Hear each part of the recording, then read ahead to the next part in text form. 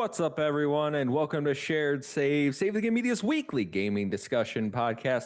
I'm your host, Kevin, and on today's episode, we are talking all about the PlayStation 5 price increases. Xbox has announced their summer showcase, and Nintendo had a big old leak. Before we get to that and more, got to introduce my co-host for this episode, returning to Save the Game Media content, my former Project X Talk co-host, JamPackSam. How are you, my friend? What's up, man? I'm doing very well. It is great to be back on the Save the Game Media side of things. I know that it's been a hot minute since we've been able to collab, but the other Sam is out, so we had to jump back in and do some things. Yes. I had Sean Capri on last week, and there were I told Sean this offline, but when Sam told me he was going to be out for a few weeks, I was like, I know the two people I'm reaching out to, and you both said yes, and I was like, yes. Look at that, man! You shoot 100 sometimes, all right? Yeah. Happy to be here, though. I know it's been I talked in a video a couple of days ago, but it's like the gaming industry as it stands right now is always like,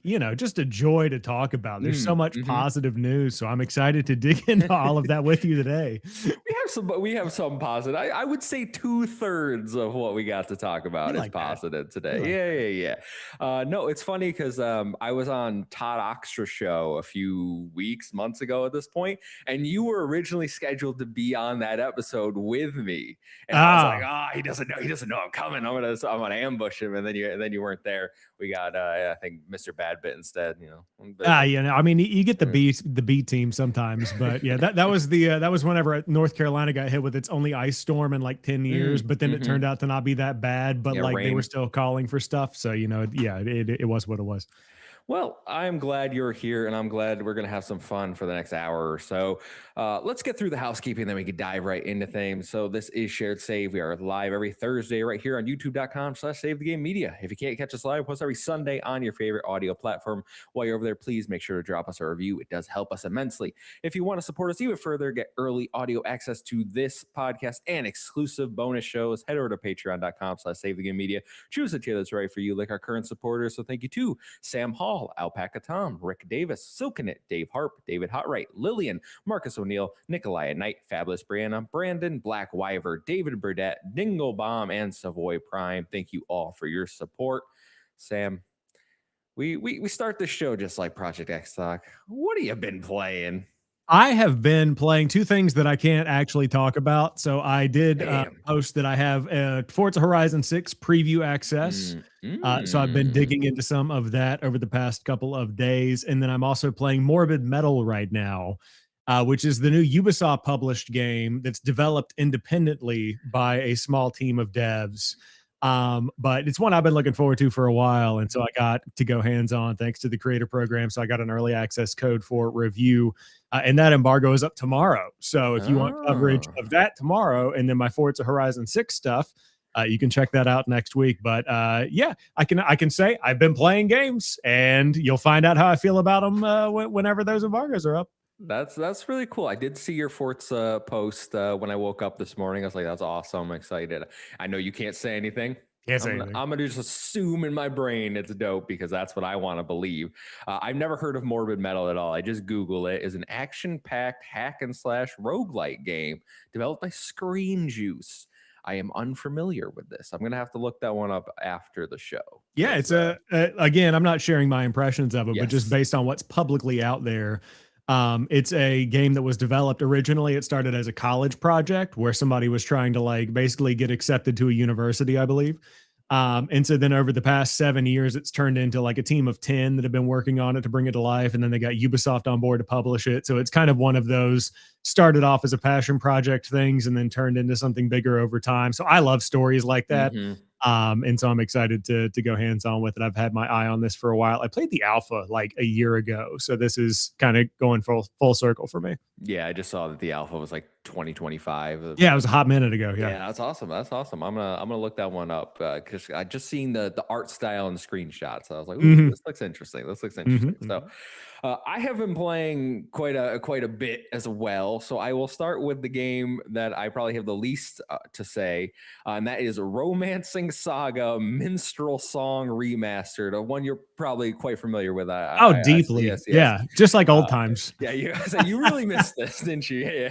Yeah. So this is a remaster of a very old JRPG from Square Enix. I was provided a code for this game. It did come out a few months ago, but I just never got around to playing it. You know, it's one of those things like, oh, let's see what codes I had laying around. You know, got time for the backlog Yep. right now. So yeah, you jump into that. I played about an hour, and I will say that is all I'm going to play of this game. Mm, It is not a very well done remaster. Basically, all they did was add like a fast forward mode, so like you can run at 4 times speed now and like make battles go faster, which I do appreciate. But this is it needs quality of life improvements. It needs to be brought up to like modern standards, because when you start up the game, and again, this is the first hour, I'm not going to spoil anything because I don't even know what happens or what goes on in this game, but you choose one of 8 characters, and then you just get plopped in a town, and you just have like the entire world map available to you. No direction where to go. You talk to some townspeople, and they're like, oh, I hear this town exists, and then you have that destination unlocked.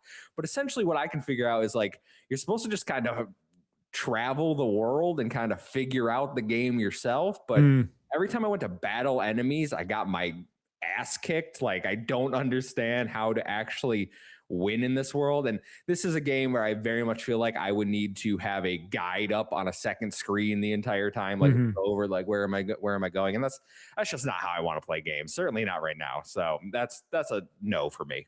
Yeah, that's totally valid. It sounds, although I'm sure a very different kind of game. My experience with Crimson Desert over the past couple of weeks that I was playing Mm. a little bit for review. I got a code for review for that one from Xbox, and man, I just do not understand the love for this game. I called it fantasy Oh. slop, and you would have thought that I killed somebody's firstborn. It is just not good, but it is the same. Like, hey, you're dumped in here.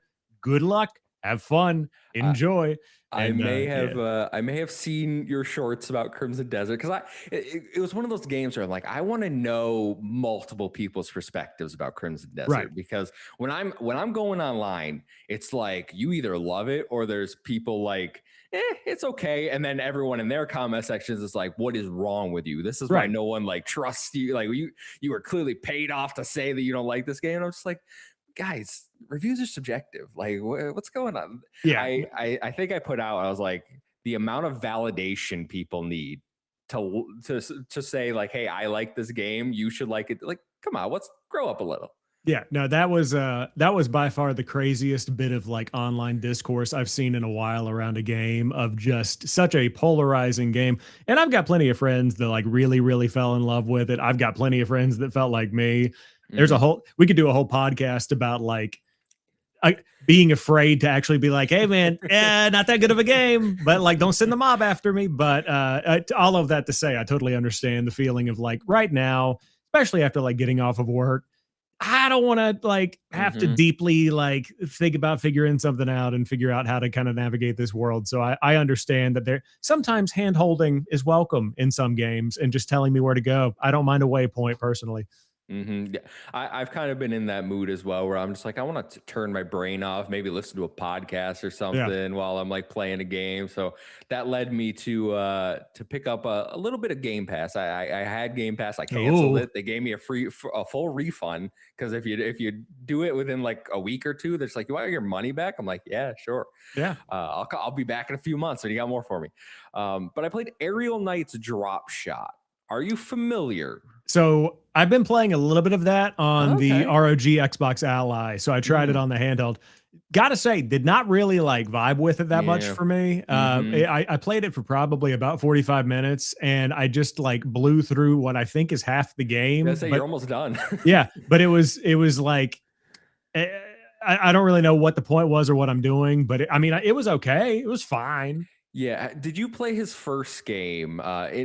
Independent developer, obviously. He put out I think it was called Never Yield. It's like an endless runner that Oh, has like quick time events. So you I'm have to like hit the familiar with it, but directions. I don't think was that on Game Pass as It well a was few on years Game ago. Pass, I yeah, because did I check played it it out. there. I Yeah. did check it out. Yeah. I like that game a lot more than this one. I beat this game again. It's like an hour and a half long, so it was one Yeah. of those like, I just need something mindless to do. You're just falling through the sky, and then what I thought you had to do was shoot every enemy to progress to the next level. Nah, you don't have to shoot anyone. As long as you get to the finish line, it's like, oh, mission accomplished. Let's go on to the next one. So Right. I felt the objectives were a little unclear. It has some cool power ups, like if you shoot an egg, sometimes you get like a laser beam or like a shield or a rubber ducky you can throw and it'll explode. But I don't know. It was like kind of clanky, kind of boring, I think is its worst offender. Like the levels are like 20 to 30 seconds, but you like move really slow. And I don't feel the sense of adrenaline and fun. Yeah, that's kind of where I ended up with it. As I was playing it, I remember thinking that, wow, this would probably be really fun on like a Wii or like with Switch 2 motion controls, where it's like a House of the Dead style shooter. Mm-hmm. Like I think that's where it would be fun, but just for like analog stick play was not vibing with it that much. No, yeah, it was disappointing, but I got all the achievements because if you beat the game, you get all the achievements. Yeah, perfect. There So you go. then I jumped over to High on Life 2, Sam, a game I also think you're familiar with. I am familiar with that. uh, I have to say, I did not like it. Did you finish it? No, I didn't finish it. I Oh, dropped it. I dropped it. I'm on my way to the convention. I just did Murder Con, which was funny. I did like that part. I have the new gun that's like a 3 round. yes. I call it the M16 for Modern Warfare. Um, I just something about it wasn't clicking with me, and I really liked High on Life 1. Like I thought that was funny. Like I had a good time throughout. Something about this, I was like, I'm lacking the humor of the first game, and for some reason it feels, I don't want to say worse, but doesn't feel as fun to play like the gun play. I do like the skateboard, good addition, but everything else wasn't really vibing with me, so I decided to shelve that for the minute. Yeah, I played through it at launch, and obviously it's not a long game. I think I played like maybe two days. I think I played through it. That is a huge water bottle. Whoa, where'd that thing come from? That's crazy. For audio listeners, he held up a It's a Diamond gallon. Springs It's a water gallon. cooler. Yeah. The water cooler. I just one armed a water cooler. That was Yeah. crazy. But yeah, I played through High on Life 2 in like 2 days. And like I found the fun in it, and I agree that the writing maybe is a little bit lackluster compared to the first one, or the novelty of the first one has worn off because we've gotten used to like I think through over the past couple of years since the original High on Life came out, and it's like we went through the Rick and Morty phase. We've now gone on to Smiling Friends. Like that kind of like dry, dumb humor has Mhm. kind of like I don't want to say run its course, but it's become more mainstream. I really liked the gunplay a lot more in High on Life 2, personally, especially later on whenever you get some of like the more ranged weapons as well. And I think the environments they like mix in some explosive barrels and things like that later on that you can toss. I'm thinking about like the cruise level for those that have played it. Yep. Yeah, but it's definitely a good time for me. It's one that I would definitely recommend to people that are looking for some of that dumb humor. There were a lot of bugs whenever I played it, like Mm. Jeppy was just like I just could not use Jeppy or the game would completely crash on Xbox. Oh wow. So like those are issues with the game. But all in all, I thought it was a fine sequel. I'm glad that Squanch survived all the stuff that they Mhm. had to go through to like get High on Life 2 out after everything went down with the original creator of Rick and Morty. So yeah, but sorry to hear you did not hit your expectations. Did you at least go to the Spencers? Did you look around in the Spencers a Yes, little of bit? course. Okay, I went fantastic. to the Spencers for sure. Yeah. It's one of those that I'm like, I'm putting it down for now. Maybe I revisit it in the future. Like maybe I wasn't in the right mindset for it. Like maybe that's just Yeah. not the type of game I was looking for at the moment. Because I did like the cruise ship battles. I didn't like the murder mystery. I got it Oh, wrong hated the too. murder I mystery. heard. Thank you. I was like, I had checks in every box. I was like, you're clearly the murderer, and then it wasn't the murderer, and I was like, I don't know what the point in making me talk to everyone was then. Yeah, So did not like, enjoy the murder mystery at all. No, I think the High on Life 2 really shines in the humor. Like the thing that I loved the most were the fourth wall breaks around like whenever you're in the main spaceship and you go up to the fish tank and it's like, wow, why did we put this here if there's no fish you can collect? There's got to, and then, like you hear them like break a little bit. They're like, hmm there's got to be, they'd be stupid to not put fish in this game or whatever they say. But I like those kind of things. Those are fun. yeah. All right. So maybe I'll get back to that at some point. But the last game I've played and have beat Super Meat Boy 3D. Yeah, I saw you talking about this in the expansion pass Discord. So lay it on hmm me. I have not played Super Meat Boy 3D. I have a code out for it, but I need to play it on Game Pass. So lay it on me. How is it? Well, first question: are you a fan of the original Super Meat Boy? I mean, like in that painful way, yes. Yeah, Like yeah, like I enjoyed the pain. Yeah. okay. I really liked it. I don't think it's nearly as difficult as the 2D original Mhm. or even Super Meat Boy Forever. It's a much more forgiving game, I will say, and I don't know if that's just because I'm more adept at 3D platformers, but like I want to say that the most deaths I had on one level was like 30, but Yeah. the levels are short. Like if you once you learn the layout, you can finish a level in like 15, 20 seconds, if that. Yeah. So I thought it was really well done. Like the transition from 2D to 3D was seems pretty seamless. And I thought it was going to be like an endless, like a automatic runner, I will say, like the original one where the Mhm. Meat Boy automatically takes off. It's not. You can control Meat Boy anytime. You can make him sprint. You can run on walls, and the walls are super forgiving because you can start running and then you can jump on them, and you can just maintain yourself on that one wall by jumping over, like Mhm. hopping up and down on that wall before you're like, okay, planning your next move. Like, where am I going? So I personally didn't find it all that difficult. Like, there are some levels that are obviously more difficult than others, but like, even in the trailer, the one they just showed at the partner preview, there was one level where like Meat Boy was jumping and then like random spikes would come up Mhm. on the platform. I played that level. The spikes do not come up. Interesting. That is not what happens in that level. Like I just landed on the platform safely and went one to one. So I'm like, I don't know why they showed this. If they were trying to like, if that was removed after play testing, like, hey, this is a little unfair. But it has all the charm. It's cute. The cutscenes are well done. There's boss fights in this one, which you didn't get in the original 2D platformer.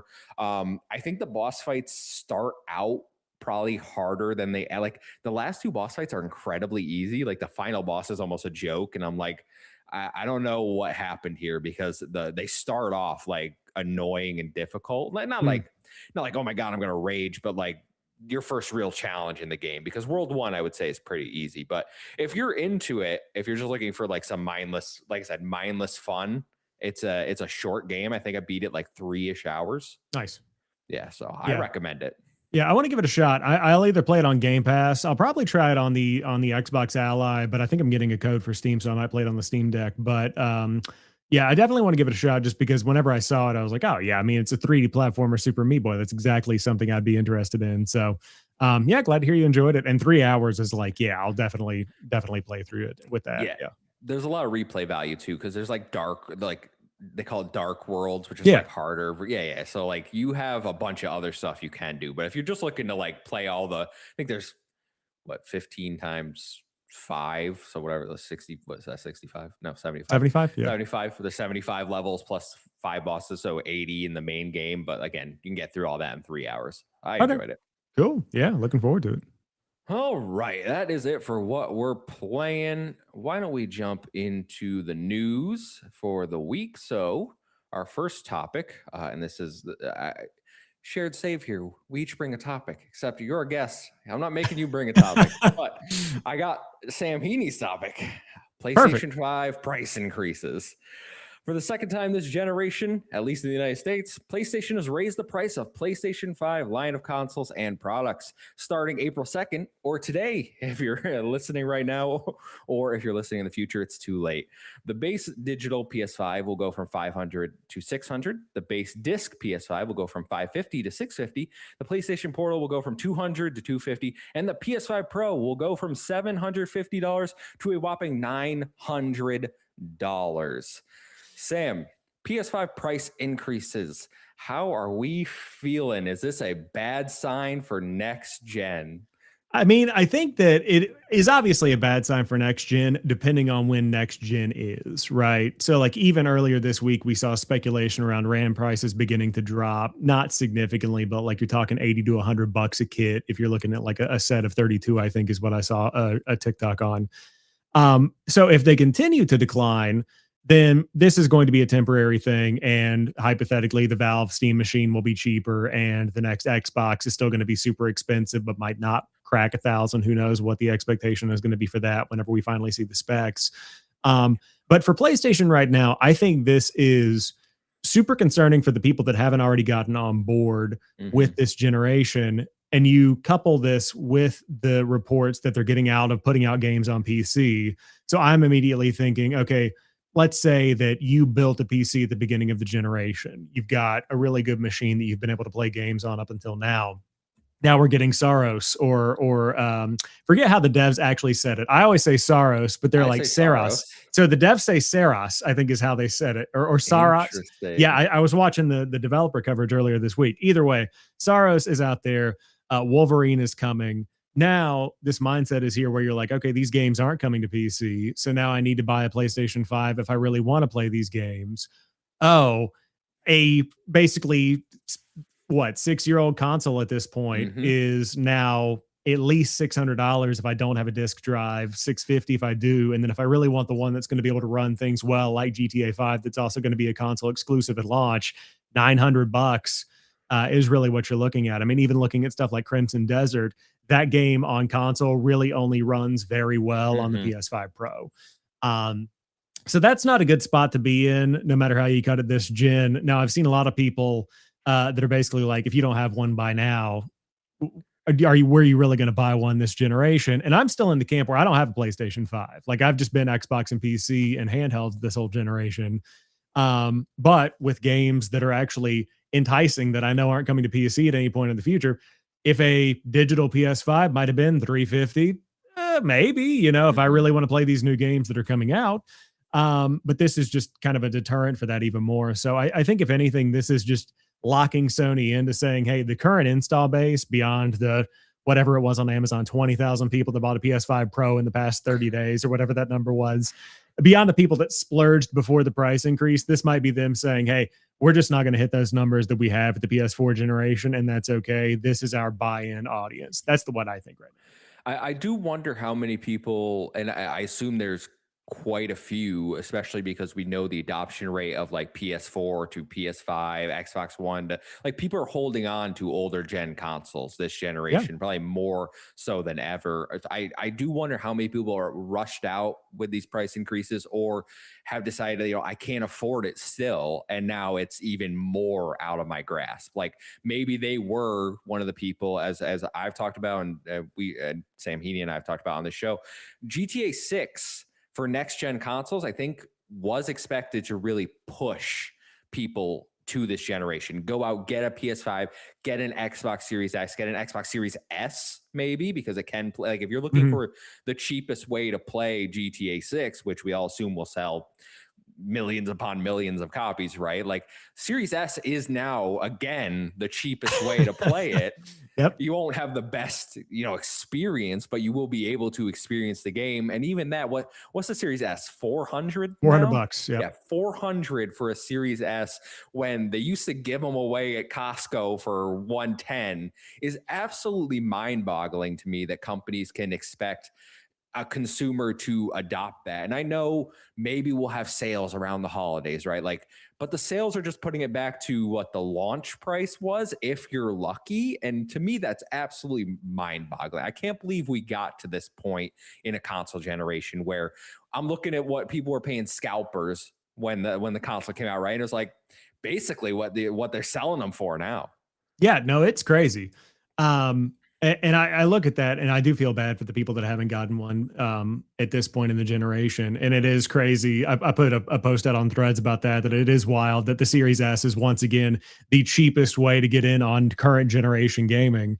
But also, I will say, not to defend these prices at all because they're absolutely outrageous and these machines are not worth it. I've always found, even in the past, whenever I've been shopping around for stuff, you can find good deals out there if you know where Mhm. to look. Your Facebook Marketplace is one. You can obviously go to these different secondhand shops and find some deals. I know there's that one Microsoft is running right now where if you still have an Xbox One, as we get towards the GTAs and the big games that are coming out very, very late in the gen, they have deals where you can get I think it's a refurb digital Series X for 300 bucks. Like I've seen Mhm. people getting served that one. Not that PlayStation is going to do that. You're going to have a hard time finding a PS5 Pro at an affordable price point, I think. But scour around if you really, really, really want something because you can probably find a cheaper console. Like you could probably find a PS5 for 350 on Marketplace with somebody just trying to get rid of it if I had to bet. But at the Yep. same time, it just sucks that they're becoming more and more scarce. And that's more of like a hunt you've got to go on instead of, like you said, go down to Costco and they'll give it to you, two for $200 or whatever the deal of the week is for a Series Hmm. S. Those days are gone. Yeah, when I sold my Series X last summer, I sold it on Marketplace and it was about 350. And I Yeah. at the time, what Series X, I had the digital version, so I think that's 600 right now, if I remember correctly. So Yes, it's a yeah, they're all the prices are aligned now. okay, yeah, that's Yeah. what I thought. So pretty good. Like I felt good. I was like, listen, I bought this thing for way less than what it's selling for in stores right now, but like not enough. So when I sold it, I was like, I thought I got a pretty good deal, and so did the person. So I was happy for that. I think my main concern with these price increases is really just looking forward to next gen. And as you said, we don't know when that is. We don't know officially when that is coming, right? Right. We have rumblings where Xbox is apparently still going next year with Project Helix. And if things don't improve, I think even if things do improve, I still see it hitting about that 1,000 mark, just the way Yeah. they're touting it. But if things don't improve economically with the RAM, memory, like it could be above that even. PlayStation, though, like I think a lot of people, myself included, were like, PS6 is probably 800, like around that range. And I think really looking at a 900 PS5 Pro, we are kind of leaning into, well, PS6 has to be at least $1,000 if these prices don't come down. Yeah, I mean, it's so hard to say. Like, I'm definitely not an expert when it comes to this kind of thing, but let's just say that PS5 or PS6 matches the PS5 Pro price point of right now $900, 899. If you look at, and again, there are so many different aspects of this where, like, if you go back to the console war thing, why would you invest in an Xbox when it's basically going to be a PC? But at the same time, inverse of that, why would you spend $900 on something that's just a PlayStation when you could spend what, 1,000, an extra 100 or $200, and you effectively get an entire, what is presumably a pretty mid high end gaming PC? Like, it's not going to Hmm. be a super beefy $3,000 computer, but hypothetically, you're going to be able to play more games, get deals on Steam, access all your different libraries. It becomes compelling again to be able to have something at that price point. So we'll see what happens, but yeah, the next gen is definitely going to be expensive, and I do think that a lot of the analysts are accurate in saying that gaming is just becoming more of like a very expensive commodity compared to something where it's like, I mean, for our generation growing up, getting a game Hmm. console was kind of like the standard loadout, right? Like Yeah. you hit like 10 and you're like, yeah, PS2, Yeah. Yeah. that's just like you just What's your PSP. Christmas list? Xbox Right. 360. Yeah. Yeah. Yeah, Yeah. like everybody was getting a PS3 or an Xbox 360 or whatever it is, and now it's like it's a luxury good, but I say it's a luxury good. We're all carrying around phones that are 600, 700, $1,000. We all have MacBooks and computers that are 700 to $900. I think consoles are just getting out of that entry level, quote unquote, price point of four to Hmm. $500, and it's now just becoming more in line with this other expensive stuff that we have. Yeah, I think that's just hard for myself and many people in our generations to take because Totally. we've become accustomed to consoles are $500. That's what they are. That's what they'll always be. And Yeah. so to see something different is quite a shell shock for sure. But I remain hopeful that somehow these prices drop and next gen isn't unreasonably expensive because as it stands right now, it'd be a hard sell for me to say I'm gonna get a PlayStation 6 on day one, right? Like it's I'm gonna see how long can my PS5 go? Like, are they even gonna have exclusive PS6 games? Or are they like how long's cross gen gonna last? Because it's still going on this generation for a lot of games, right? So like, where is that incentive coming from to upgrade? They'll have to really market that to Yeah. most consumers. No, I completely agree. You've really got to sell it. And I mean, again, your ball and gun gamers that are out there, like the day that Call of Duty and MB, I mean, Black Ops 7 was still on PlayStation 4, right? Like, I mean, we are at that point in the generation where we still have not made the leap. Now we'll see if this year's Call of Duty finally takes the hit and is the one that finally breaks that cross gen capability. But yeah, there's got to be a selling point, and I think that right now people are still like, why did I buy a PS5 or a Series Mhm. X? Like I can still play the old games. I don't know. Hmm. The ball and gun gamer reminds me of a comment I read this week about Xbox, where someone said Xbox just needs to get back to Halo and Gears with like Breaking Benjamin, and I was like, I don't know if like edgy bro shooters with new metal really hits in 2026 for most people. Yeah, no, and again, you're talking to the guy that is the like, you pump me full of some Gears E-Day and a little Breaking Benjamin at 1000%. I'm ready for it. You throw some Tool in there, I'm down. But also, that is not what's doing it for the majority of people at this point. Yeah, I used to play laser tag in high school and like blow me away hits over the. I'm like, let's go, yeah, we're locking in. Good That's awesome. times. But all right, let's move on to our second topic here. The Xbox Games Summer Showcase has been announced. Xbox has announced their annual Summer Showcase will take place on Sunday, June 7th at 1 p.m. Eastern Time. The Xbox Game Showcase will include first gameplay looks at upcoming titles from first-party studios, including Bethesda and Activision, as well as third-party partners. This year's deep dive double feature will go to the Coalition's Gears of War E-Day. How excited are you? Obviously, they always announce this a little early, try to build the hype, but are you excited for the showcase overall? And Gears of War E-Day specifically, I want to get a hype check. Oh yeah, I'm very excited for E-Day. I will say that like I th- obviously way more into campaign evolved. I do not think Halo campaign evolved is going to be as big of a deal as Gears of War. I think campaign evolved is going to be like a hey 20th anniversary. Here's your golden boy. Like go out and enjoy the campaign again. Um, Going to Gears, I do think this is like hey, we are reestablishing Gears of War as a prominent figure in the modern gaming landscape. Like this is our attempt to make it relevant again in the way that like Ultimate Edition was nice, especially to get it on PlayStation 5. But again, now last week Wario's like, hey, it's $20 on PlayStation 5 if you want it right now. Like it's not like it hit the way that it would have hit back in 2007, a year after that game came out, or 2 years after that game came. I think it was 06 that the original Gears came out. But nonetheless, I'm excited about the showcase. I will say that, like, as somebody who follows Xbox news primarily and, of course, pays attention to everything else, I feel like the vibe has shifted a little bit since Asha has come in and she's like started making some changes. Hypothetically, who knows what all of this, like this could have been planned for 6 months and now it's all just coming around, right? But it does feel like the energy in the room has shifted from doom and gloom. This is an Xbox campaign hate kind of energy online to like potentially cautious optimism, if anything, poking fun at potential optimism. Like that, it isn't completely dead anymore. It's like, hey, let's see what we've got. And somebody asked me in a DM earlier this week, like, hey, what are you looking forward to the most in the show? I just show up at these things, man. I just like, I'm at the point in my life where I show up and I see what they've got and I hope that it's good, but I'm just here for the ride. Yeah, you watch them at the gym, if I remember. I do. Yeah. If there's a showcase on, I mean, other people are doing like live reacts, which is cool. Like I have a good time with watching some of those. But at the same time, I'm like, hey, I know that 70% of these games, I'm just going to be deadpan sitting there sipping water, staring at the screens. I'm going to go get a quick workout in and enjoy this thing on the treadmill. That's where I'm at.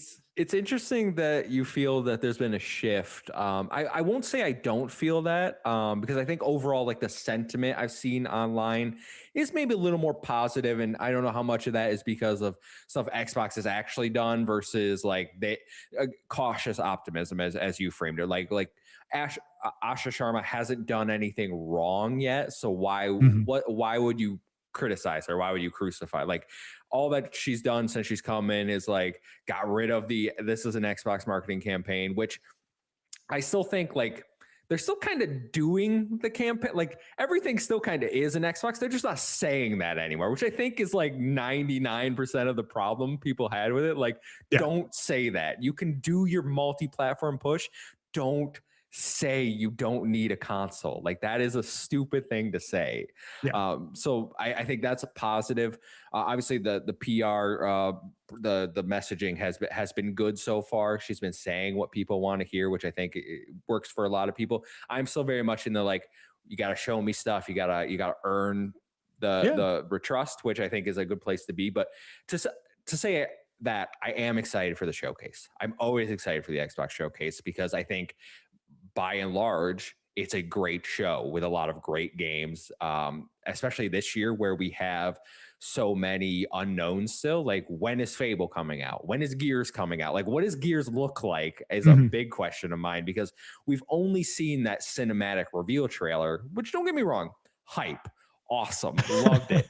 But I want to see like the gameplay. I want to see, we promised we're going to go back to like the Gears of War 1 horror element. Feels like, how much of that can I see in the trailers is showing off? Like, does it recapture the magic of that original trilogy for me? Because I think Gears of War 4 is fine. Vibe 5 wasn't my vibe, but like that original trilogy, if we can get back to that, then I think Gears gets elevated back to that special status, right? So I don't know. Maybe I'm hyping Gears up too much because I haven't shown anything, but like that is what I hope to see from E-Day. Yeah, I'm excited to see how they've evolved it to be, not that it even needs to be a modern shooter, but how do they stay authentic to what it is while welcoming in a new crowd? And I think maybe Ultimate Edition tried to do some of that as well, where it just got it back in front of kind of like the mind's eye a little bit. But I think my question around E-Day specifically is, what is the expectation with the multiplayer side? Because Gears multiplayer is one of those things where it's so polarizing, where there are people that have been playing it every day Mm. since 2006, and they're just, hugging corners, going around with the Nasher, just blowing people off.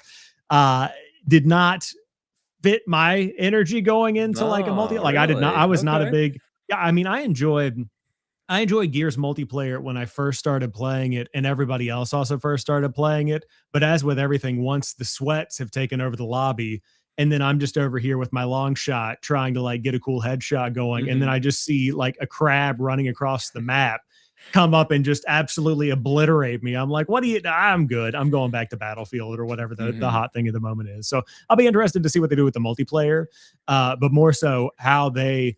I mean, obviously, it's what do you call it? Not a prelude, but a predecessor to the original Prequel. trilogy. Yeah, Yeah, yeah. prequel to the original trilogy.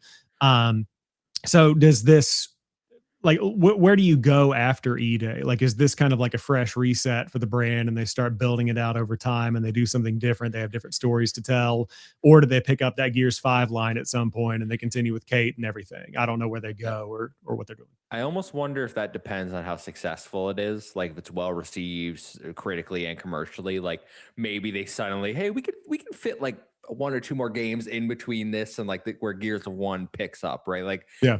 I can see that happening. At the same time, I can see them like, this was a one off. We're going back to Gear 6 based on like, now that we have this new fan base established. Like, hypothetically, I assume it's coming to PlayStation 5. That hasn't been announced yet, but that's just Yeah. like what I'm feeling for this title. So I, I'm right there with you for the multiplayer. Like, I expect it to be a full Gears game, like multiplayer Oh suite, yeah. the horde mode, campaign, obviously in there.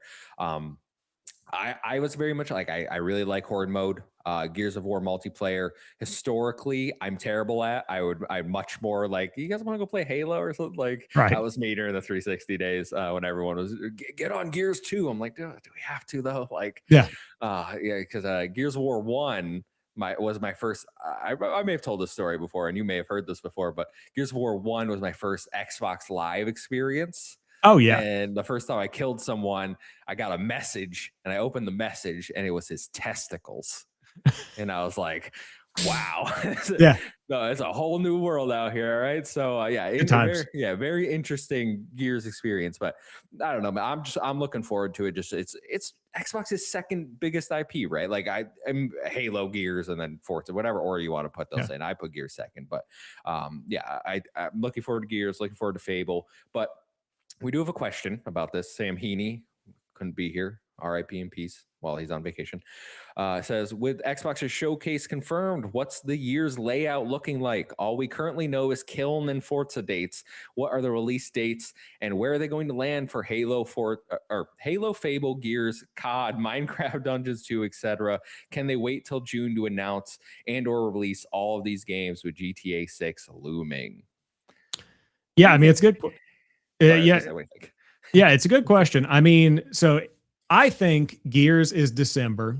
I think that is after. I think they're bringing Gears after that, just in time for like the in between Black Friday and Christmas season, which I still think Gears is going to get cannibalized. Mm, But I think they're going to land that in December. I could hypothetically see Gears getting delayed. I know they do not want to delay it. But I could see Gears getting delayed depending on the GTA hype. But I could see that going in December. COD, obviously, I would say. What is the actual release date for GTA? GTA 6. November 19th. Yeah, November 19th. So I think this year's COD is an October COD. I think this lands in like October 20th is going to be this Mm-hmm. year's COD. So I think COD is October. Fable we know is autumn. So I would say Fable's probably like September, maybe like early September. Um, Minecraft Dungeons, they said fall. So I would say that's probably in October. I don't know how much overlap you've got between like I don't think your Minecraft Dungeons crowd is like, oh, GTA 6 has my wallet this month. So I think that one's going to be probably in October. Halo, I'm bullish on. I think that's a June game. I think it's soon. Really? I do because I could see it being closer to the 20th anniversary or the 25th anniversary, I should say. But I also think that again, November 19th, it's right there on like the week after what would have been the 25th anniversary. I don't think you want to push Halo to an October because then you're kind of like getting into the busy months, but I could see it being there. I feel like Halo Campaign Evolved being a campaign single player experience. Obviously, it's got co-op too, but like a single player primarily experience, that feels like a summer game to me. I know nothing, even though I visited last year. I know nothing about release dates, so Mhm. that's all speculation. So who knows? Yeah, it felt close, is what you're saying. It felt almost done. I mean, Right? it definitely there is polish to it that I think could be accommodated for between then and June. So we'll see what they've actually been able to work on. But I do think that it's odd that with the showcase announced, there was not a mention of like, hey, Halo. Like it did not feel like it was Mhm. like the star of the show, which is why I think that they're still thinking forward and like they're already thinking about what's next. And this is kind of coming up. Also, there's that Fanta campaign where Halo's already on the bottle. So I feel like if you're putting campaign evolved on the Fanta bottle, if you put the Mhm. Master Chief onto soda, then it's probably coming out pretty soon. That's my take. We're aligned on a lot of these release dates. I've said Gears is December. I think Fable is September, and better or for worse, I think Fable is dropping probably right around where Wolverine is dropping, and they're going to Hmm. go head to head. And whether I don't know how much overlap, but it's going to be an Xbox versus PlayStation social media battle. At least I could see that Yeah. happening. COD October for sure. Minecraft Dungeons, I don't care. August. Oh, Let's I'm let's hyped just for dungeons, dude. really. I Yeah. I I never got into it. I don't Yeah. know if My fiance and I did a split screen couch co op. Fun mm, time. Really fun time. I was always just like, I want to go play Diablo instead. See, But that was like us pre getting into Diablo, but Minecraft mm, Dungeons is like chill Diablo. Yeah. okay. And then Halo, I'm something told I was leaning towards like July for Halo, I like could see that. in the summer, but you said June, and now I'm like shadow drop it at the at the That would be showcase. That absolutely would be crazy. dope. That would be it's out now. Like I mean, what they did that and stole Forza Horizon 5's thunder with the multiplayer back a few years ago, right? With the Oh, the yeah. the multiplayer aspect of Halo Infinite. This is just the campaign. I don't expect like. Do you expect this to be a full price title, like $70? No, I don't think so. No, if I bet, I would say Halo campaign evolved. I mean, I think it's 50, I but was gonna say 40, 50. I think feels yeah, fair. I think 50 is probably where I would land on it because it doesn't have the multiplayer element. That being said, I guess it depends on how much work went into it because I saw reports of there being like a secondary studio that was supporting it that had worked on, I forget, Baldur's Gate 3. They had like a Mm, secondary support team. So I could also see it potentially being a full price title, depending on the resources that it took to make. But at the same time, like I don't mind shadow drops at all. I think that's hype. I But love at the Shadow same Drops. time, do you really want like Halo to be associated with a shadow droppable moment? Because Halo is like, that's like that'd be like Avengers Doomsday being like, yeah, it's out now on Tubi. Like Tubi. no, it's not a Tubi movie. Like it's Halo. I don't want the shadow drop for Halo, even though Does I would watch it and play the Halo. Yeah, like I if wanted the full thing. if we take our Halo visors, our love of Halo off, though, does Halo have that cachet still? Like, will most people react that way when Halo's release date is announced? Because in my mind, like the way they've we haven't really heard anything since the reveal. They're not hyping it up for the showcase. Maybe they start building, and I'm talking completely out of pocket, way too early, right? But like, are they kind of just like, we're putting this out? It's for the Halo fans, but it's also just to get like new people into the franchise on PS5. So like maybe a shadow drop hypes them up to go buy it. I don't. That's my thinking. Yeah. I mean, I do think that like there is a for a game like Halo Campaign Evolved, that's almost a known quantity, right? Like we've played this campaign already. We know there are prequel Lots of times. missions. Yeah, like we know what to expect. We know there's new stuff as well. We know it's pretty and it's got a fresh coat of paint on it. But if you say, "Hey, Halo Campaign Evolved," you announce it at June, and then you say it's coming in, let's just say November, for the sake of conversation, you then have 6 months of knowing, right? Like, you know that this is coming, you know what to expect. Then that's also 6 months of, hey, these are brand new things that like you Mhm. might not be nostalgic for and you might not already have like an existing love for, but they're brand new things. So where do you want to spend the limited money that you've got? Mhm. A shadow drop would be like a, oh my God, like, oh, I need this immediately. Let me go boot this up and let's get it rolling. But yeah, I don't know. It's a really interesting question. I think, what was it? Sons of Sparta, the God of War Yeah. Metroidvania that got shadow dropped. I know that charted pretty well, according to Circana, and that has nothing to do with the review scores because apparently it's like a fine game. I think it's like a 67 or something. But like clearly, I think the shadow drop got everyone hyped where they were like, I see God of War, I see $30. I spend money without like waiting for reviews and Right. actually seeing if it's a good game. So like maybe Halo could benefit from something like that. It's a possibility. Yeah, I just feel like there's also that element, not the, and this is the last thing I'll say because I know I don't want to drag it out, but it's like there is something to be said about like hypothetically, if I was putting together a marketing campaign for this, every week for a month, drop a remastered classic sequence from the original Halo, and you show what it looks like and you kind of like build it up a little bit.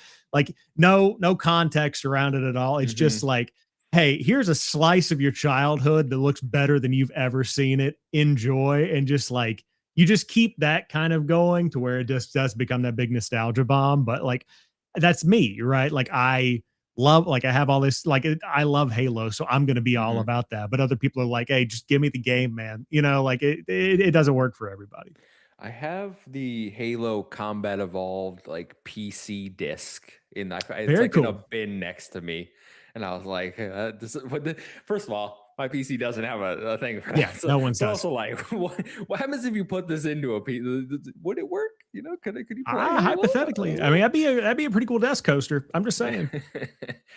All right. Well, we're looking forward to Xbox's showcase. Let's go on to our last story for the evening because we had a huge Nintendo leak coming from reliable leaker Nate the Hate, who spoke about upcoming major releases for Nintendo on his most recent podcast. And if accurate, Nintendo set for a major next 12 months. Firstly, a new Star Fox game is reportedly coming this summer. The game will, according to him, have a quote, very good visuals and online multiplayer.